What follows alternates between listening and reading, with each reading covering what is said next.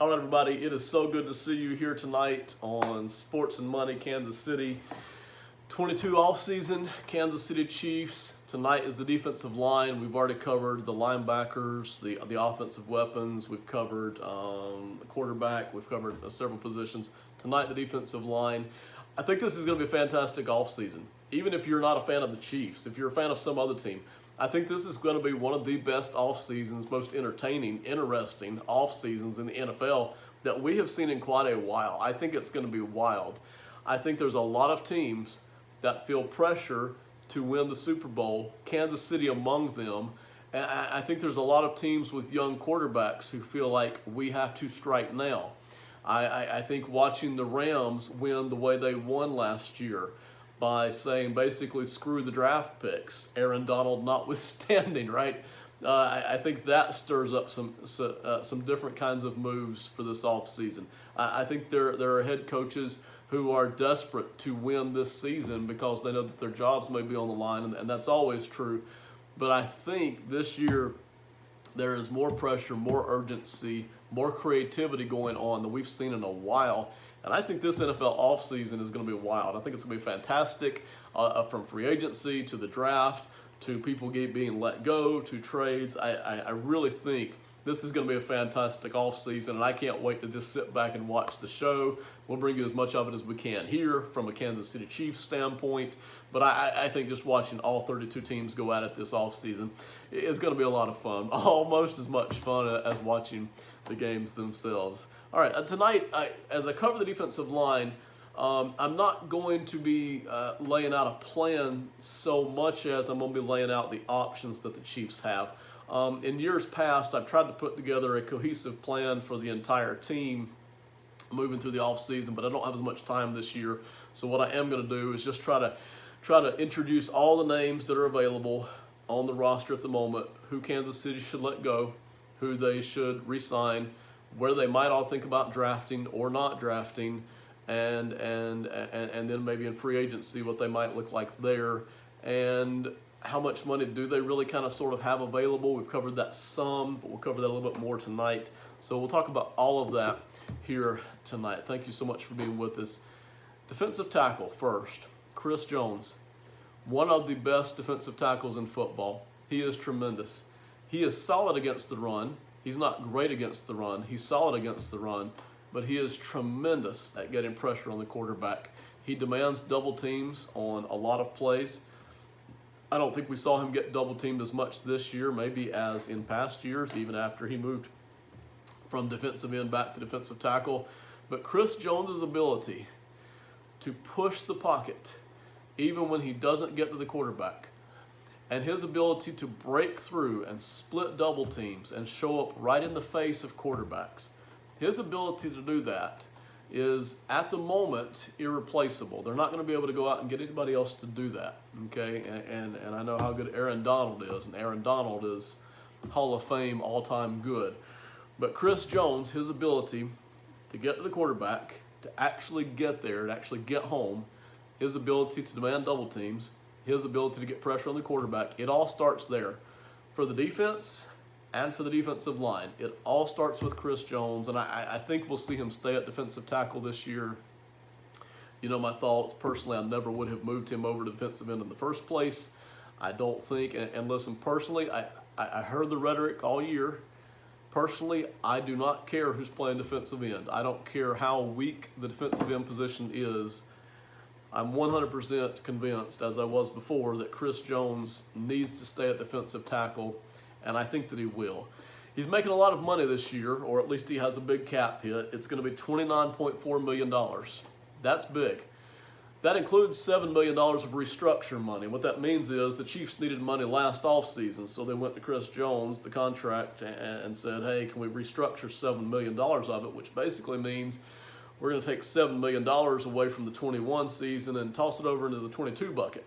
So that's $7 million that you could have had to play with this year that you don't because you wanted to use it last year. I'm not criticizing that, but that's just something worth noting.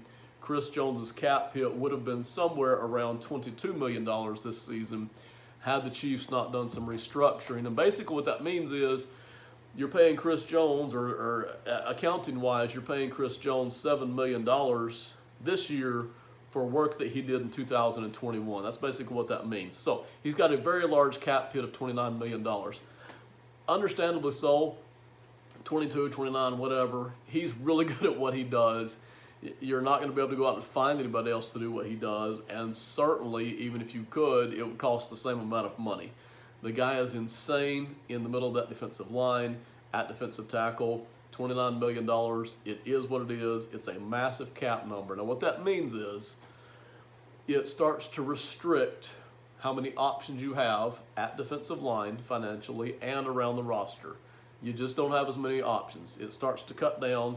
You start to have to make decisions that maybe you just don't want to make, that other teams might not have to make because they're not laying out as big of a cap hit on some of these top-end players.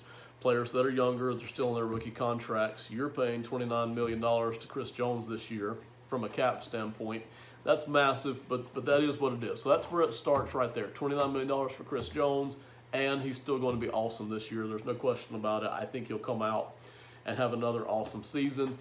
Anything you may have heard from announcers or radio talk show hosts about Chris Jones not having a very Chris Jones-like year, ignore that. That's not true. Okay? Chris Jones was as good this year as he ever was from any standpoint. The only reason his numbers dipped, his production dipped, is because they moved him over to defensive end, and that just didn't work. Wasn't Chris Jones's fault. I'm not going to go into that tonight, but he just wasn't able to get sacks as much from that defensive end spot as he could from defensive tackle, and that showed up, okay? That's a statistical truth. You can look at it on videotape. That's a truth. Chris Jones wasn't playing worse. Chris Jones wasn't doing anything wrong. He's just better at defensive tackle, and the team is better with him at defensive tackle, even at $22, $29 million, whatever the cap hit is. Jerron Reed. Okay, Jerron Reed made $5.5 million last year for the Chiefs, playing defensive tackle. Played a lot of snaps, 700 snaps plus, okay? I don't expect him to be back this year. He is a free agent. They could bring him back if they wanted to, but I just don't think we saw enough out of Reed last year. And by the way, we talked about this last offseason. Jerron Reed was never going to be the guy who was the first guy to the quarterback or even the second guy to the quarterback, splitting double teams. That's just not him. He's not Chris Jones. Never has been. He never will be, okay? He's a big guy who's decent against the run, who could get some push on the pocket. But really this year, he didn't play as well as what we saw on tape in Seattle with Jerron Reed. Jerron Reed looked like he was pushing the pocket a lot more in Seattle than he was for Kansas City this year. So we just didn't see enough out of Jerron Reed. Not that he played bad, but we just didn't see enough out of Jerron Reed, I think, to bring him back on a one-year, $5 million deal or a two-year deal. I feel fairly confident that Jerron Reed, again, part of this is money, okay? You just don't have money to throw around anywhere because the Mahomes contract is large, because the Chris Jones contract is large, because you have other players that you want to try to bring back. I think Jerron Reed is gone. I don't think that surprises anybody. I had him for 1 year there at defensive tackle. I think that he will be gone this offseason, gone to free agency for money, for production, I think for a couple of different reasons, all right? Defensive tackle Derek Nottie. Nottie's an interesting guy. Nottie is a free agent. Nottie's the guy you drafted. Nottie's the guy who's played well for you for 4 years now. But Derek Nottie will be a free agent this year. And the question is, not do we want Derek Nottie back? Because I think everybody would say yes. I think everybody would like to have Derek Nottie back at defensive tackle, being a run stopper, eating up 500, 600 snaps. The answer to that is yes. The question to how much will it cost me? That's the interesting thing. If you had asked me last offseason how much Derek Nottie might make this offseason per year, I would have said maybe $5 to $8 million a season. Maybe more if in 2021 he could show that he could get to the quarterback with any kind of consistency. But he never showed that. In fact, Derek Nottie didn't play as good against the run this year as he did in 2020. In 2020, he was a major disruption in the running game, stopping the run. Just never quite showed up that way, and I don't know if that's because he was kind of taking a back seat to Jerron Reed in terms of snaps. I don't know if he never quite got in the flow. I don't know exactly why Derek Nottie played not as good against the run as he did in 2020. In 2020, significant disruption. 2021, just not as good. So I think the question of how much money is he going to make, I think it's going to be less than he might have made a year ago, projecting ahead. So if you can get Derek Nottie back to the team for $3 or $4 million at defensive tackle, I think I'm interested. I think I want to consider making a way to make that happen, $3 or $4 million a season. I think he's going to push past that, though. I think, and I don't know, you'll hear all kinds of projections, and every year half of those projections are wrong because NFL teams are wildly inconsistent about where they're going to put money and on which guys. We see them throw money at guys we never expected. We see them ignore guys that we and other websites and places thought would get a lot of money. I think Derek Nottie is probably going to get somewhere around $5, $6, maybe $7 million, probably $5 or $6 million a season. That's a guess. I don't know. If you've got a projection, by all means, post it in the comments. But I think he's just going to be a little bit too rich for Kansas City. At anything past $4 million a season, I'm just not going to sign up for that. The Kansas City Chiefs don't have the money for that. Why not? Well, they're paying Mahomes. They're paying Chris Jones. Those two guys together are going to equal around, I don't know, $64 million this season. That's where the money goes. And that forces you to make decisions on guys like Derek Nottie that you would actually like to have back. But financially, that may not happen. And you have to draw a line somewhere. You have to decide, this is how much I can devote to that player at that position. And if it looks like that's not going to be enough, I can't keep throwing money to that guy at that position. I just can't do it. And that's the only way that it works. And so I think Nottie's probably still going to be a little bit too rich for Kansas City, even though everybody would want him back.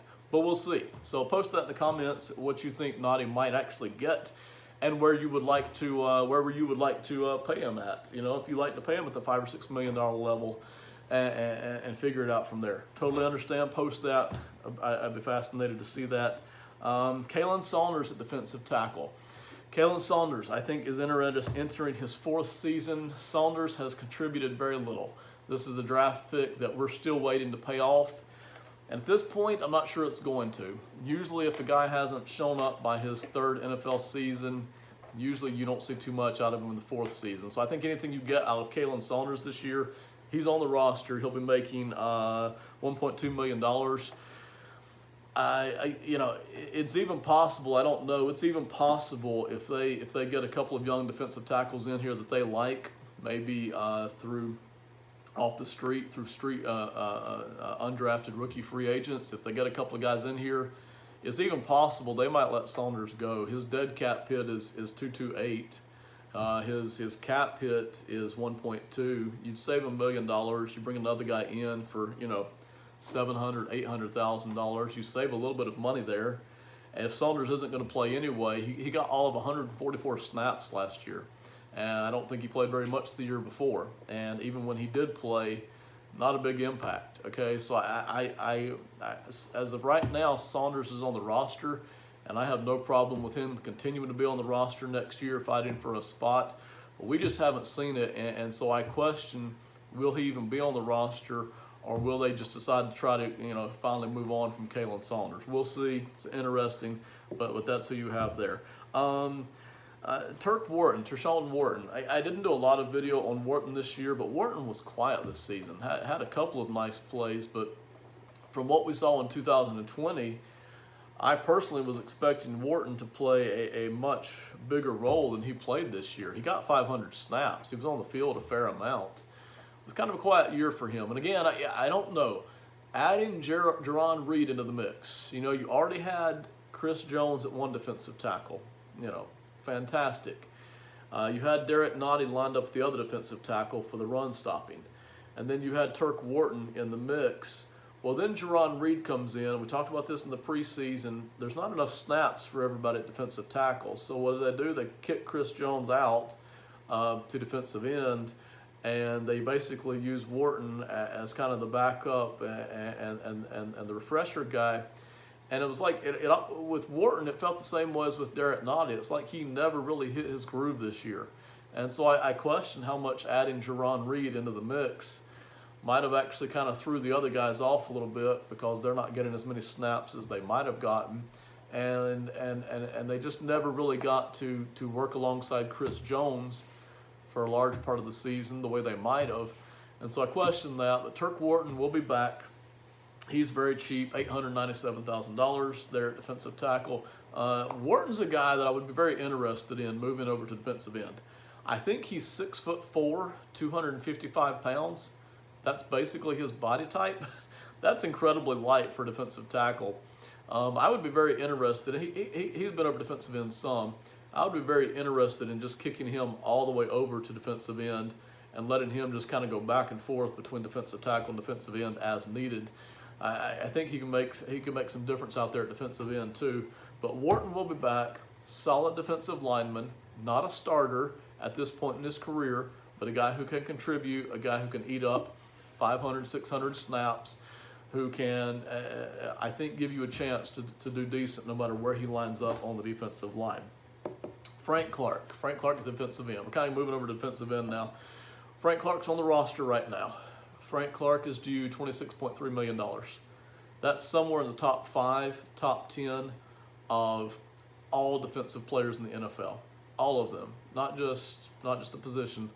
All the defensive players in the NFL, Frank Clark is somewhere in the top 5, top 8 highest paid. $26.3 million. If you cut him, I think you can save $12, $13 million.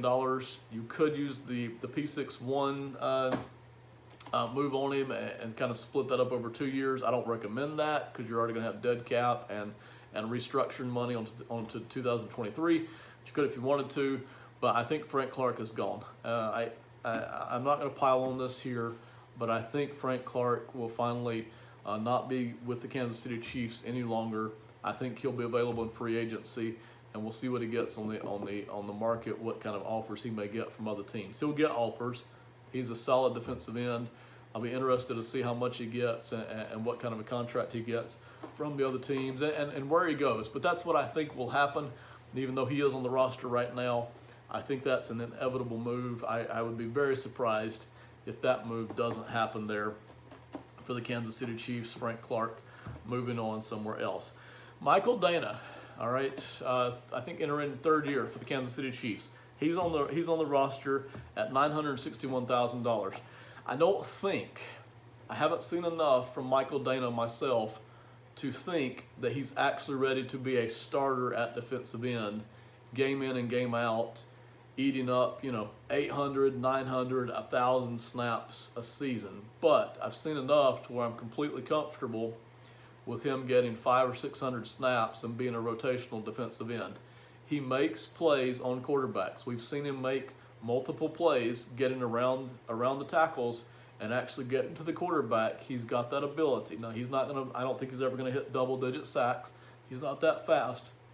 But I do think we're going to see him continue to get pressure on the quarterback, and he's solid against the run. He's not great against the run, but he's not a liability either. He's good, solid defensive end. And Michael Dana, the price is right, rookie contract, $961,000. So you're good there at defensive end with a rotational guy, and that's important because that's your depth. And you feel fine there, even if he does start a few games there at defensive end, you feel fine there with him. Now, let's talk about Melvin Ingram. Melvin Ingram's a free agent. His cap hit for the year last year between Pittsburgh and Kansas City was $4 million. Can you get Melvin Ingram back for $4 million next season? If the answer was yes, he's a free agent. If the answer was yes, we can get Melvin Ingram back at $4 million. I think I would like to have him come back at that price tag. Now, Melvin Ingram didn't get home to the quarterback very often.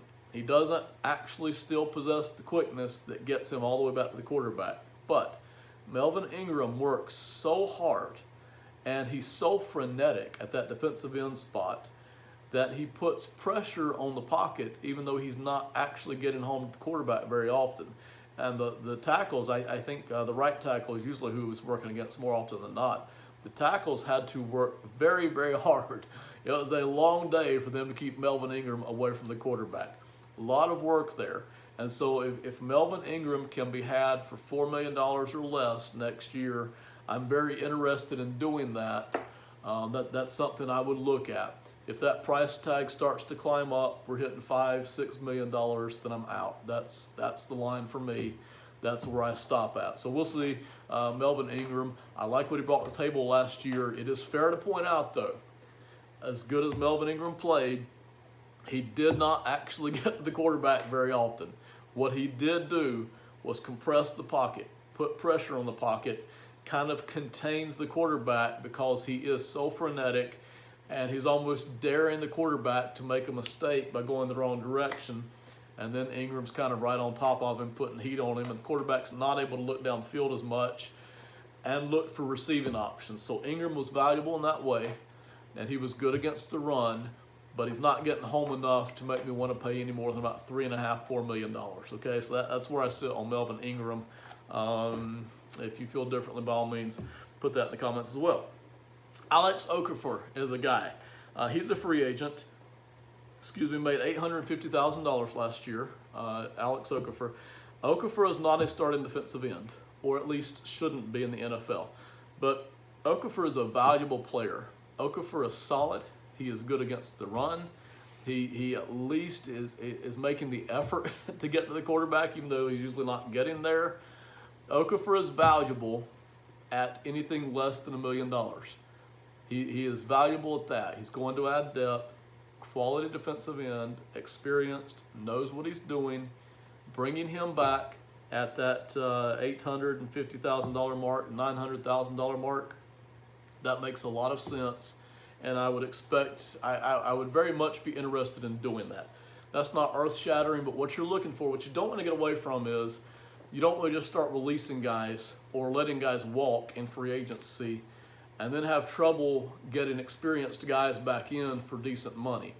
So that's something you have to guard against. So maybe they don't bring all these guys back, but I'm very interested in bringing Alex Okafor back at anything less than $1 million, $900,000. I'm all in. That works just fine for me. He played 463 snaps last year, plus 64 more snaps on special teams. So I'm very much interested in bringing back Alex Okafor. Let's talk about Joshua Kendo, drafted from Florida State, got hurt early last year. We saw very little of Joshua Kendo. Injury-wise, anything you get out of Kendo this year is a bonus. It's icing on the cake. Don't plan on Kendo being back. He'll be on the roster. He'll be making, I think, $950,000 next year.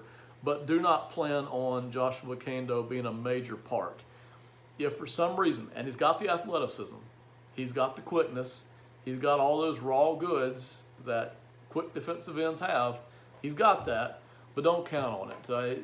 Count on seeing him get back for training camp, count on seeing him get a handful of snaps early in the season, and then maybe, just maybe, if the Chiefs are lucky, maybe he starts to work into the rotation, and maybe, just maybe, that athleticism starts to kick in and he starts getting pressure on the quarterback late in the season. That's if everything goes right. Don't count on that. Don't plan on that. Kendo was a bit of a project in the first place. Not because he doesn't have tremendous skills, but just because he's still raw and because he's had the injury history. So hopefully we'll see Kendo back on the field. I'm sure we will. And hopefully he'll get back in the rotation, and maybe icing on the cake, maybe he actually gets some pressure on the quarterback this year at defensive end. So let me I've run through those names. Let me recoup it real quick. At defensive tackle, Chris Jones, Jerron Reed, Derek Nottie, Kalyn Saunders, Turk Wharton. Okay, those are the 5 guys at defensive tackle. Jones is guaranteed to be back. Kalyn Saunders, guaranteed to be back if you want him. Turk Wharton, guaranteed to be back. Those are your 3 defensive tackles right now. And then you have decisions to make on Jerron Reed and on Derek Nottie. And personally, I would let Reed go no matter what, and I would bring Derek Nottie back if it's under $4 million. That's what I would do. Not really stuck to any of that, but that's what you're looking at defensive tackle. Quick overview again at defensive end. At defensive end, you have Frank Clark, who was on the roster, but I would let go, and I think will be let go to save a lot of cap space. You have Melvin Ingram, who's a free agent, but I would be very interested in bringing back at $4 million or less. Anything more than that, I'm not going to do it. Michael Dana is on the roster, should be a good rotational guy next year. Joshua Kendo also will be back on the roster again next year. And if I'm missing somebody, Alex Okafor, of course, you can bring him back, I think, be a good rotational guy as well. So, long story short, what should the Chiefs be looking at in trying to make the position better? Because Chiefs fans have been begging for a quick edge rusher for 3 off seasons now. And I understand. I will say this. Back about 3 years ago, the Kansas City Chiefs had one of the worst defenses in the NFL. It was 31st or 32nd in almost every category. Almost. It was a terrible, horrible, awful defense. And that year, Kansas City had not 1, not 2, but 3 guys who could flat out get to the quarterback on almost every single play. One of them was Dee Ford, whom they franchised and traded. One of them was Justin Houston, who went to free agency, and the other one was Chris Jones. Having guys who get to the quarterback, even 3 of them, like Kansas City had, does not guarantee that you're even going to have an average defense. And we saw that with Kansas City about three years ago, that Kansas City had those 3 guys who could get to the quarterback all the time, and they still had one of the worst defenses in football, if not the worst. This year, after a rough start, we saw Kansas City put together a very good defense for a large part of the season. Weaker part of the schedule, healthy people, all factors in, but Kansas City basically had one guy who could get to the quarterback. We talked about Melvin Ingram getting pressure on the pocket, but not usually getting home to the quarterback. And we talked about Frank Clark. Frank Clark really has struggled to get to the quarterback more than he's actually gotten to the quarterback. One guy who can consistently get to the quarterback, and they put together a very good defense this year. Not a top 5 or really a top 10 defense by the time you look at this at the end of the season and the start of the season. But for a while there, that stretch of 9, 10, 12 games, they had a very good defense and really only one guy that you could count on to get the quarterback, and that's Chris Jones. So just because you have a quick guy or you don't have a quick guy at defensive end doesn't necessarily mean good or bad defense. But if I'm the Kansas City Chiefs, I would love to have a quick guy at defensive end. Right now you're thin at both defensive line spots. Even if you bring back some of these guys, you still don't have any top end talent there at defensive end, and you still don't have depth at defensive tackle. So I would love to see Kansas City go out and draft somebody, probably in the 2nd round or the 3rd round, at defensive end. Now, some of those picks haven't been successful. All right, we can name probably 3 different guys over the past 4 years at defensive line, and those picks haven't been the greatest. Okay, and that goes from Kalyn Saunders to the young man from Mississippi State who was gone very quickly, to I'm blanking right now. The other guy I just did mention, Joshua Kendo, who we have yet to see anything from. Those things, they haven't drafted well or they haven't coached it well. I don't know which it is. Fair questions to ask, okay? But I would like to see Kansas City use a draft pick there at defensive end, get another young guy in, somebody who's a working, productive guy, solid against the run, maybe show some promise against getting the quarterback. The other thing I wouldn't mind, and this is risky because you're tying up money and you're restructuring and you're adding money to future seasons. The other thing I wouldn't mind, because like I said, real life. This is real life and real people and real pressure. The Chiefs feel the pressure to win. I think they definitely feel it this season. I don't think there's any question about it. They may not say that, but I think it's there. I think the fact that they haven't already picked up that 2nd Super Bowl win with Patrick Mahomes as quarterback, I think that creates pressure on them. And I just think that's there, fair or not. I think that's what's there. And I feel like making a move at defensive end in free agency wouldn't be a bad thing. So if Von Miller is available, if the Rams can't lock him up, maybe Von Miller. If Chandler Jones is available, I think from the Cardinals, if Chandler Jones is available, if they can't lock him up, Maybe you bring Chandler Jones on board. Both of those guys have been fantastic at getting to the quarterback. Fantastic at getting to the quarterback, and that's something that Kansas City could use. It would be a lot of fun to have somebody coming off that edge who can actually, with quickness, on their own, without any help, get to the quarterback consistently, week in and week out. That would be a lot of fun. Now, how much is that going to cost you? It's going to be a lot of money. If you could get hold of Von Miller, and if you could get hold of Chandler Jones, I don't know exactly where the price tag is going to end up. That's unpredictable. But it's going to be $15, $17, $20, $21 million cap hit a year. Massive cap hit. It's going to be a lot just to have a guy on the edge. But that would be fun, right? It would be fun to have Chris Jones at defensive tackle. It would be fun to have Von Miller sitting out there at defensive end. It would be fun to have Chandler Jones. Me personally, I'd rather them just spread the money out, use a draft pick there at defensive end, keep looking for long-term healthy success. Listen, you've been to the AFC title game 4 years in a row. You're right there knocking on the door. I don't personally want to make it harder to win in 23 and 24 because of restructured money, just so I can get a chance to win in 2022. But I understand the pressure to get that second Super Bowl. And I also understand that you have to win your second Super Bowl before you can win your third or your fourth. Okay, I get all of that, and I understand the pressure that may exist there in Kansas City. So I'm not going to criticize that move. It's not personally what I would do. But wouldn't it be fun to see Von Miller or Chandler Jones sitting there at defensive end? The other part of it to consider is if you pull in a Miller or a Jones, how effective are they going to be? At what point does old age start to kick in on these guys? I think Jones is 29 and Miller's somewhere around 31, 32, top of my head. I don't know that exactly. You can post it in the comments if you see it. At what point does age kick in, and that's when the injuries start to kick in, and there you are having invested a lot of money at defensive end, and that money is sitting over on the bench with a cast on its leg. You know, that's a fair thing to consider and a fair thing to ask that can backfire very easily. Just because it worked for the Rams doesn't mean it's going to work for you. Listen, that's a lot to consider, but it would be fun, right? It would be fun to see Von Miller, Chandler Jones sitting there at defensive end. Going to eat up a ton of cap space. Basically, if you do that, it's going to mean you don't re-sign Tyrann Mathieu, or you don't re-sign Orlando Brown, or you just restructure the heck out of everything. Like, you're all in on 22 at that point. So anyway, that's what's available for Kansas City. Me personally, I would love to see them go draft a defensive end this year and be healthy for 22 and beyond. All right, so that's it. Thank you so much for listening. We'll cover more as we get the time going through this off season. Have an excellent week. Thank you so much. Bye.